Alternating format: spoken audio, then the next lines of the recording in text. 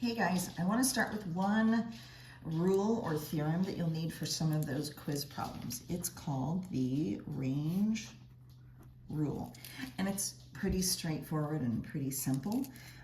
You're just given a maximum and a minimum. If those two things are given to you, you can estimate the standard deviation. Here's how. It's simply by taking the maximum, subtracting the minimum, and dividing by 4. So I'm going to go through a couple of examples. In the sample quiz number 4, if you take a look at that one real quick, you'll see that they give you a maximum of 740 and they give you a minimum of 350. If we actually use that rule and we just take 740 minus 350 and then we divide by 4, if you do that calculation, you'll end up with 97.5. That should be the answer. But if you look at the options, there is not any of those answers that match it, so I assume the answer is none of the above. Okay. I'd like you to go through maybe some homework problems that look similar to that one, just to make sure that this is the calculation that they're doing. If you could double check that.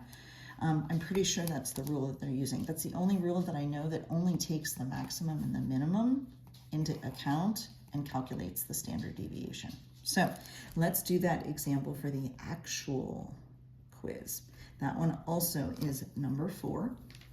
And again, they give you a maximum is 3.15. Whoops, sorry, I keep running into that.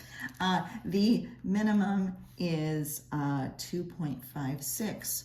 Really, we can just do that same calculation. 3.15 minus 2.56 divided by 4. That's a pretty easy calculation, so I don't feel like I'm cheating by giving you that answer, because I've given you the reason as to why. I'm not just cheating by giving you the answer. So let's go ahead and calculate that. That comes out to be 0.1475.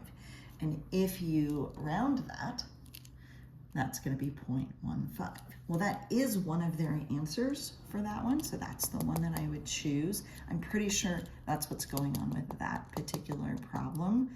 The fact that this one had an answer of none of the above, it makes me think maybe they're using Chebyshev's rule or some other calculation that maybe I'm unaware of. I just don't want to steer you guys in the wrong direction, but that's the main range rule that I have seen in the past, to go from maximum and minimum to be able to get an estimate for that standard deviation. So if you could double check your homework, see if there's another problem you can find that does that same calculation. That just happens to be the range rule.